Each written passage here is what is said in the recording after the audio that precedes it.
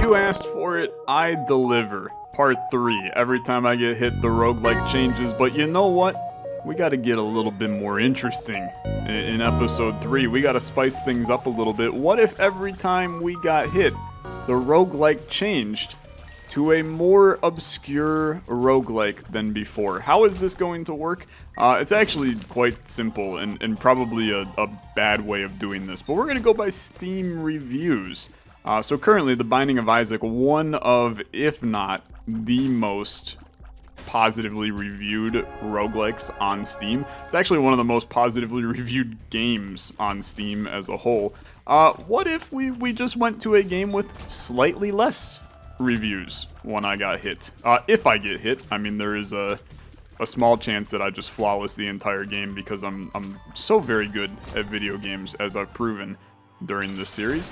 What if we just went to a more obscure game, and then after that, an even more obscure game, until eventually I'm playing roguelikes you ain't ever heard of before? I think that would be a pretty fun experience. Thanks for enjoying the first 2 episodes. If you missed them, I'll hopefully have them linked in some kind in the description of the video.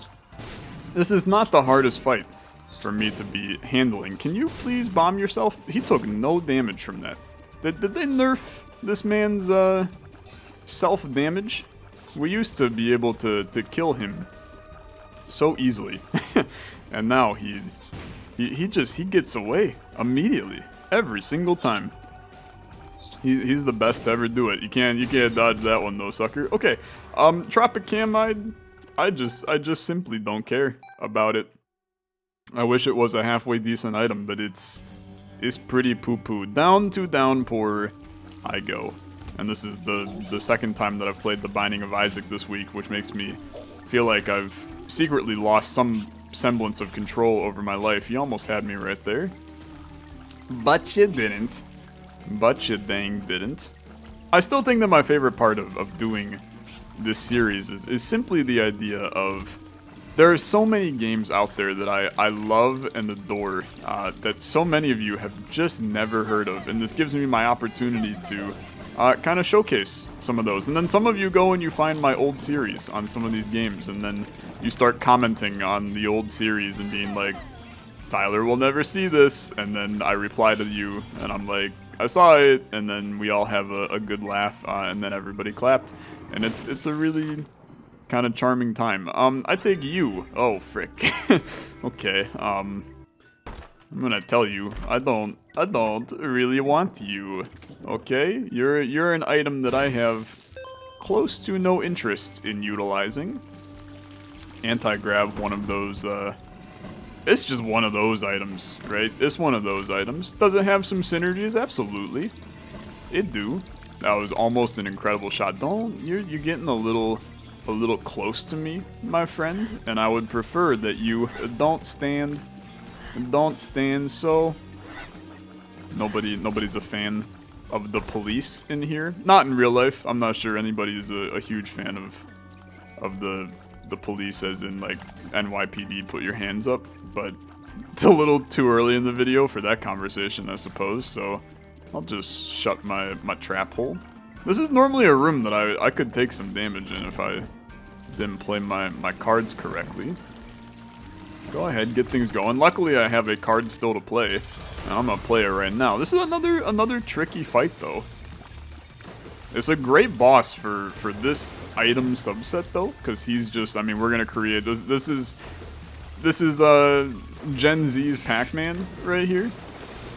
Can't believe the millennials killed the Pac-Man industry by doing this Binding of Isaac fight.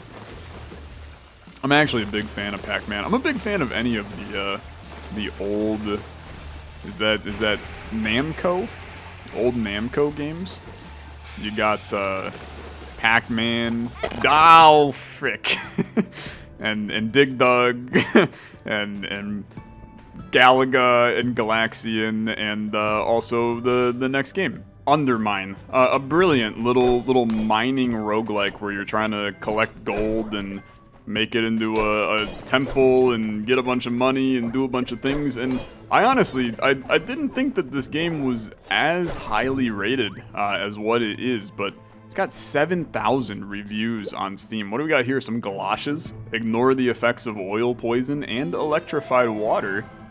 That seems kind of good, to be honest with you. I'm happy to have it. I never put a lot of time into this game. Is it safe to walk on these? Apparently it is. We also have a little, whoa, chill, my guy. We can toss our thing a little bit, get kind of crazy. That guy's just gunning right for me. Can I break you? Oh, what the? I don't know how to kill you. There's a bee, dude, and it's after me. It's after me. How to? I don't know how to kill you. What the frick, man? Just move constantly. The bee can't sting you if you move constantly. This is the law of bees. It's the law of insects. I'm in a never-ending death spiral. This is my life now. This bee's gonna be with me for the rest of my life. Get out of here, you little freak. Can I leave? You're just following me forever? I feel like I'm gonna get stung. Maybe it's just with me and it likes me. Okay, never mind. I guess it's fine. I guess I just made a friend. That's okay. I know that many of you don't know a thing or two about making friends, but that's okay. Life is fine. Like I said, I never played a lot of this game. Yep, and that's exactly a good indication of that. I did never play a lot of it. Unfortunate. But you know what? Into Dungreed we go. Dungreed, a kind of interesting 2D platformer. It actually has some extremely fun combat, but I found the game to actually be a little samey at times in the combat system, and just the runs are ridiculously long in this game. So it was one that I never again played a ton, but it's got some unique ideas in it. And platforming roguelikes have always been a kind of love of mine. So here is one of the fun ideas that this game did, is they have these food shops, and these food shops are basically, I got a ton of money, man. They're basically stat increases for a run, right? But you can only have as much food as you have kind of a food bar. So eating this, which is clearly the best one here, grilled mushrooms. They also have oddly detailed food on the right. If we were to buy this soup, I would fill up my bar, and then I can't really eat much else right now. So then, as the game goes on, you're going to get a little bit more hungry, and then you'll be able to consume more food. It was actually a pretty genius system, if I'm honest with you, lending you to make some decisions about what stats you wanted to gain from your food, and that was just a fun idea. So we go. This game also went through a pretty big update at some point and added like a lot of items. So a lot of this, I mean, I have no idea what any of it is. I don't remember how to open my inventory in this game. V, here we go. So here's our Kuji Kenesada, which can throw ninja stars, which is kind of cool. We are using the pickaxe right now. 8 to 14 damage. I mean, this does 18 to 23 damage. And it's more damage per second. We lose dash damage from it, but honestly, seems kind of cool. I'm gonna cruise with it. So say hello to Croc. He's a shop. The electric feather. When I attack, I deal shock damage. Seems fine to me. Seems fine. Sure. You know what? I'll buy you. Let's see what we can do with it. So the electric feather. Join the party. Apparently, I can't put it. It's just gonna sit right there. It's an accessory. That's completely fine. Let's do a quick teleport. We'll come back to here. Do I think that I can beat the first floor of Dungreed without getting hit?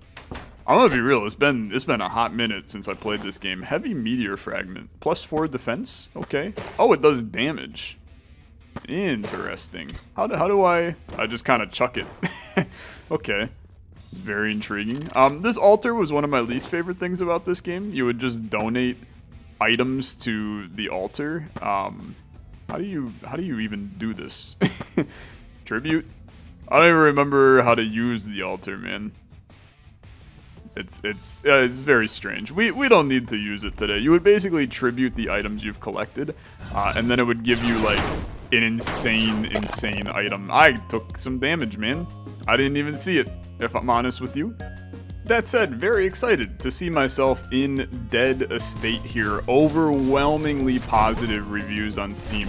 It's definitely been a hot second since I've played this one. This was a game that was, if you could believe it, it was actually coined as like the next Binding of Isaac when it came out. And a lot of people, I think, expected it to fail a little bit, and instead the game kind of lived up to the expectations. It's a really solid roguelike with this kind of strange isometric camera in it that I kind of hated at first, and then I grew to love because it just makes for a unique roguelite experience that I've never really seen before. So I now have a basketball. Don't really know what to do with it. I mean, we chuck it, right? We just let it go crazy. I took damage. There was a little guy in the corner. And oh god, this one definitely falls under the I have like no freaking chance whatsoever to flawless this. Monolith, a brilliant game. Probably, in my opinion, one of the most underrated roguelikes out there, and I feel like it's becoming to reach a point where people all call it the most underrated roguelike, which probably means that it's like probably properly rated at this point, but it don't got, you know, a ton of reviews on Steam, so little obscure here for this list. It's a brilliant little kind of top-down shooter, old style, you know, roguelike game. Not old style as in, you know, rogue. Sure, we'll take a laser, why not? But just kind of that, you know, chiptune style, wacky.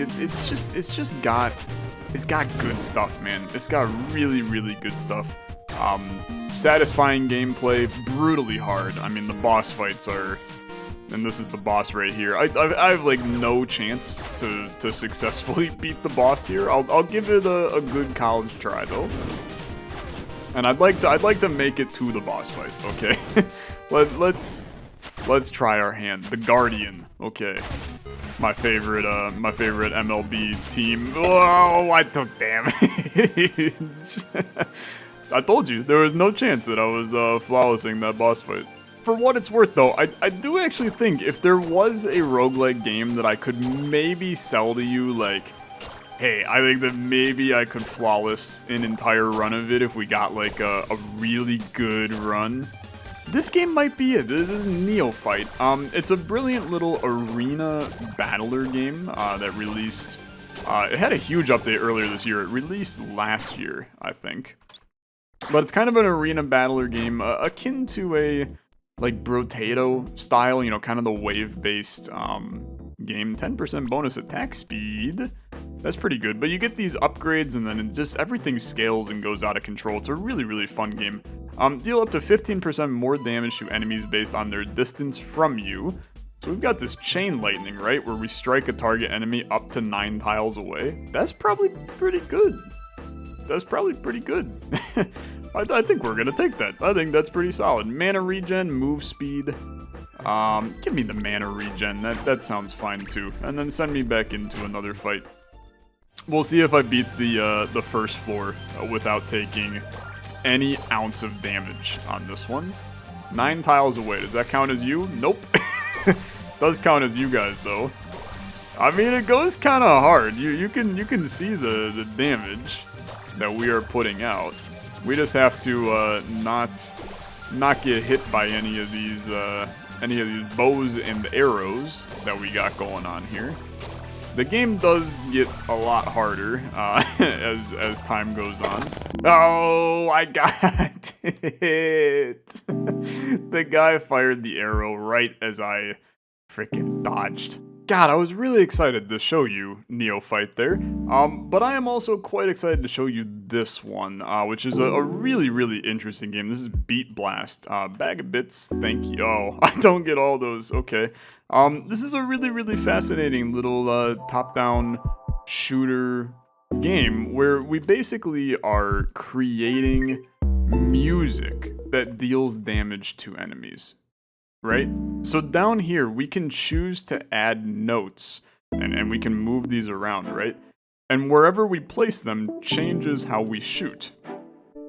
So we can then kind of create these weird little lo-fi beats and things based off of what our notes say in the bottom corner. It's a really fascinating little game. There's not a ton of content in it. It's not the kind of game that you're gonna get like a lot of play out of. Let's try to get some more notes, right? You're not gonna get a ton of play out of it, but you are going to get a couple of good hours out of this game and uncover some weird things, see some funky stuff. It's just got good vibes, man. It's a good vibes kind of game. I've always been a big fan of it. I play it a couple times a year just to make some music, chill out. You know, it's a very chill roguelike, but it's also, you know, it's got some difficulty associated as well. Let's try to get a bunch of these purples in, right? They get a little triple shot action going. Pretty good for some AoE action. But you can kind of see, you can scale them together. So the yellow note it's basically like it's a burst, right? It's like an explosion. And then the blue is just your normal note. Greens are a quick note, and then purples are the triple. So we could do like an exploding triple now. Kind of get that going. And then you can change, so we can change the instrument as we pick up some stuff. So I changed my explosion now to be a xylophone. We can change these to be like soft drums. And now they're just like a little tap in the background. Not sure that's the move. I the punch drum, because I'm planning on punching these enemies. Look, I know close to nothing about music. I do play piano, but I wouldn't consider myself to be somebody who knows music very well. Let's go random here and choose what the heck's going on. Oh, I didn't even see the beam. Oh, come on, this one's not even possible. The whole point of this roguelike is to just take damage as you move throughout the level. This is right and down, in case you don't know what the game is. You start in the top left corner, you have to make your way to the bottom right corner, and you have to do that process I think 50 times. You start in level 1, you have to get to level 50, but the whole point is that you can only move right and down, so I can either move right into this guy or down into this guy. Each one of them inflicts damage to me. The game is all about managing your health, getting health from these potions, attacking enemies by doing attacks up here. You can go down, right, right.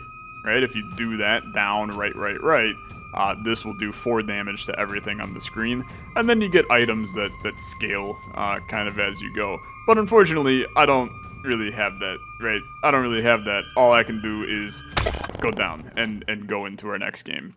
Oh, and it's a banger, dude. It's a banger game. This is Beyond the Long Night. We've been playing this on the channel actually a lot recently, so if you like what you see, you may want to take a peek at those other episodes. Beyond the Long Night is a roguelike. Yes, it definitely is, but it's got this funky story, man. It's so much more of a unique adventure game with a story to tell than it is a roguelike. Still brutally hard as a roguelike, and has some funky mechanics and things like that, but it's really one of those games like kind of like a Brutal Orchestra or like an Undertale or something, where there's like a hidden game within a game, a hidden meta inside of the game that you kind of unlock as you play and learn. It's just brilliant, right? It's just an absolutely brilliant game. So I highly recommend, check this one out. We just got bouncy bullets, so we got some wacky shots now. Trying to make some things happen as we move over the mountain. I almost took damage to ZB right there. That would have been a bit catastrophic. Our health is our balloons right now, so we've got 4 balloons. We're doing well. We do have a spare balloon right there that I'll never see, since the game will change directly upon me receiving any damage. But that's beside the point. Good to have the health, right? Good to have the health. Maybe just a little bit more valuable for me to take some of the money that's dropping and hopefully buy some nice upgrades. Again, I appreciate the health. On a normal run, God, I would be I would be so pleased. Let's toss a little torch at these brambles here. Get those kind of taken care of and put away. I ended up shooting right through there, but that works out just fine. There's a little upgrade machine. You can snag ourselves a real quick new item. What item is that going to be? Sticky skin when I touch an enemy, stun nearby. Flaming skin when I touch an enemy, burn any. Or increase my movement speed. Let's get a little crazy. Let's increase our movement speed. I'll pick up these torches real quick. And then we'll get this show on the dang road and move on through. Summon some spirits again. We got a little special superpower going on. Each run you get a different superpower to kind of guide you and give you something to build with on your run. Gives the run some unique stuff. There's like, I don't know, 12 or so, 15, something like that, different superpowers in the game. A bunch of them.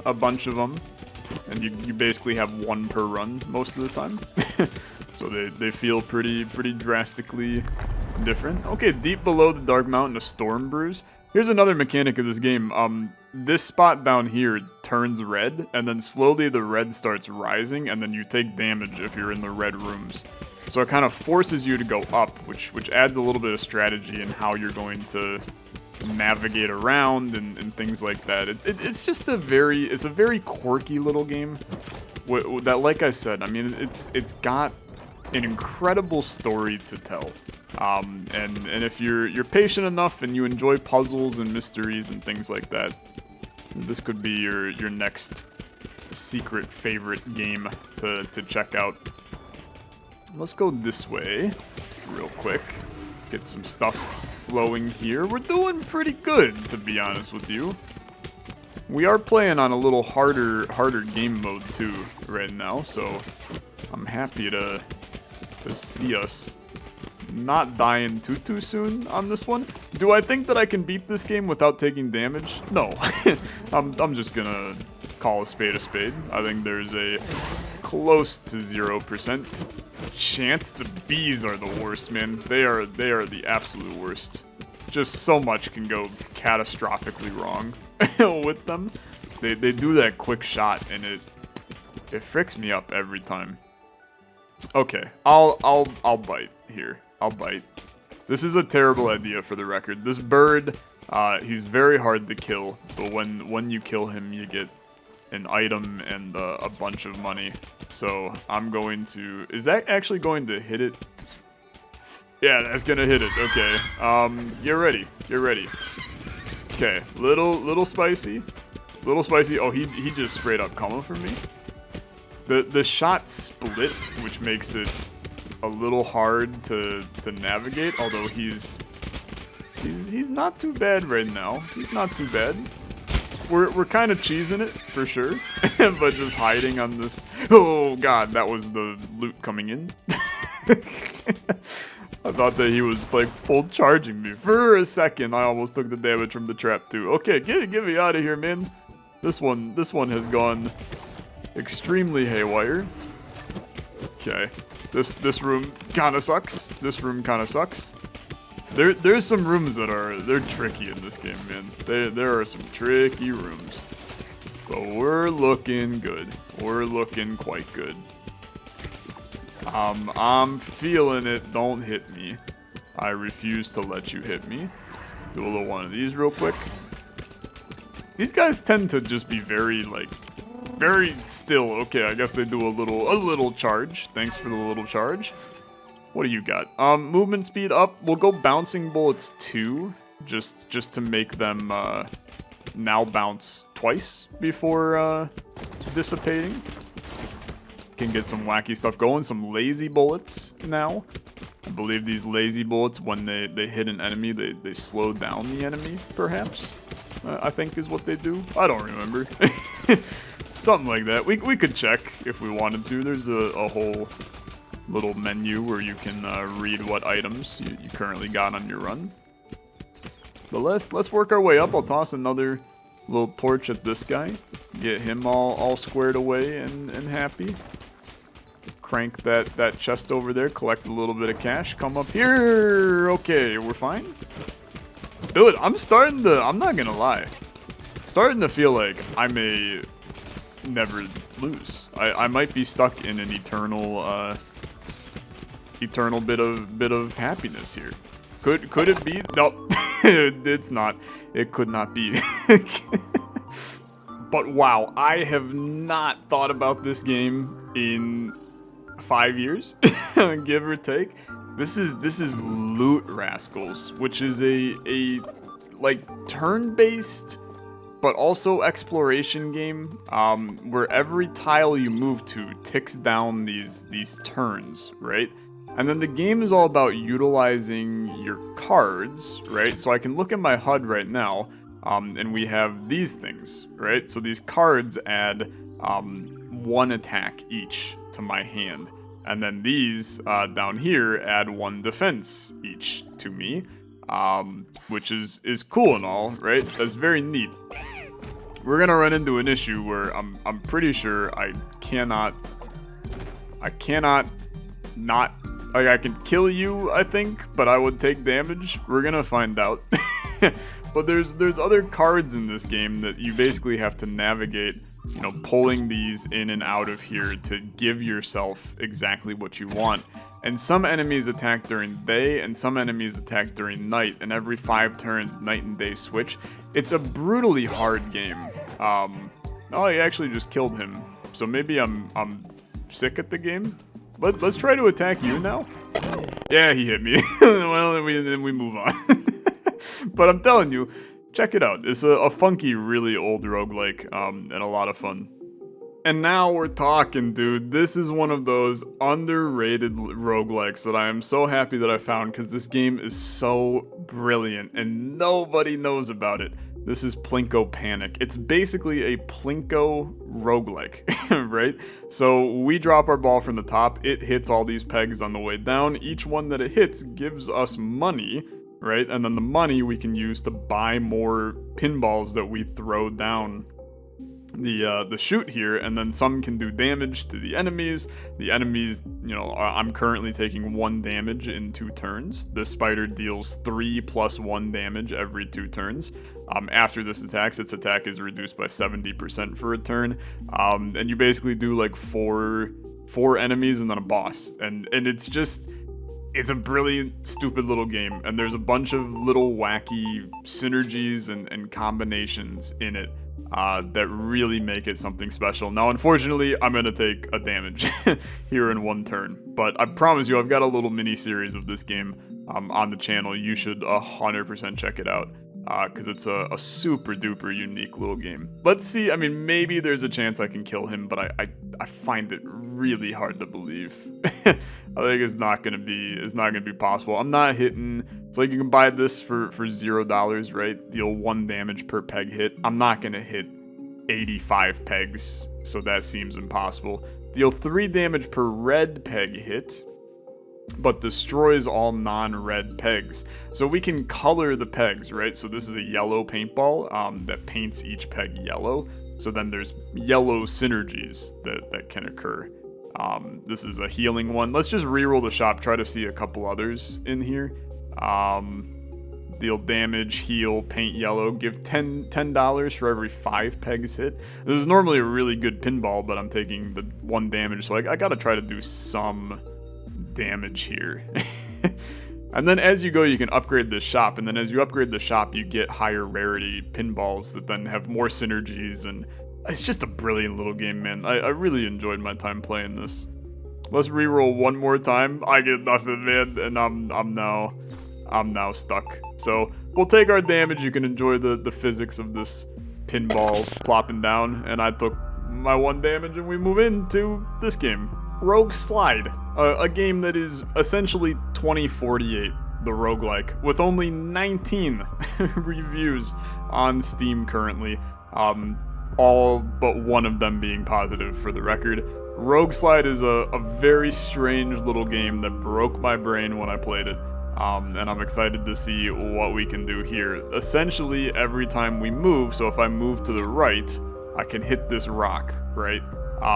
Then if I move down, all the enemies move down with me, and I end up in a sticky situation, to be honest with you, because now I got these goblins chilling on my left, right, and center, right? If I go to the right now, I'm pretty sure that kills me. So let's go back down, then let's go back up. I'm letting the goblins kill each other right now, which is going, I mean, it's going astronomically well for Tyler, I will say. This row is a little spicy right now though. How about, can I go, if I go to the left, then I think that goblin on my right is gonna hit me, right? And then if he hits me, then we lose. We lose our challenge. Okay, continue it. Well, oh well. I hit ya? Oh, never mind, dude. We're good. We're good. If I attack, then all is well in the world. So move, I'll hit you. Then I'll hit you. And then I'm gonna go up here, I'm gonna hit this crate, okay? So thanks for all the goodness from this crate. Look at me, man. I'm gonna grab that scroll. This is what is this? The lightning scroll? It freaking kills everybody. Okay, that's fantastic for Tyler. I'm gonna take advantage. I'm gonna kill some enemies while I can. Get some nice juice flowing. Let's kill you. And then I'll just start attacking this guy. I've leveled up. We're insane. We're the greatest to ever do it. Okay. Let's hit you this way. Then we'll go... I don't know where to go. I don't know where to go. I don't really think that attacking up is the correct move. Maybe it's attack left, and then right, and then left, and then right, and then left, left, and then right, and then down we don't like. We can go here, back this way, then I can go up. It'll trap me in the web, but the web don't matter to me. This seems fine. I'll go to here and then I'll start smacking. Can I see the spider does 2 damage? Don't worry about it. You're not gonna take damage because you're so dang good at the game, Tyler. Who knew of all of the games that this was gonna be my one my one that I lasted the longest in. He's the greatest 2048 player on the planet. Just never been better. Can we go to here, please? Then I'm going to slip you up. I'm going to possibly escape through the exit. He's so good. He's so good. Never been better. Welcome to Forest 2, ladies and gentlemen.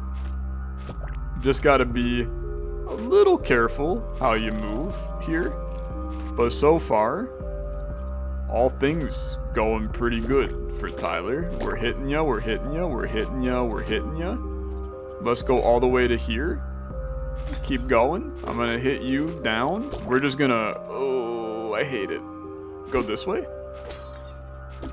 As long as nobody spawns, like, below me. What are these doing, man?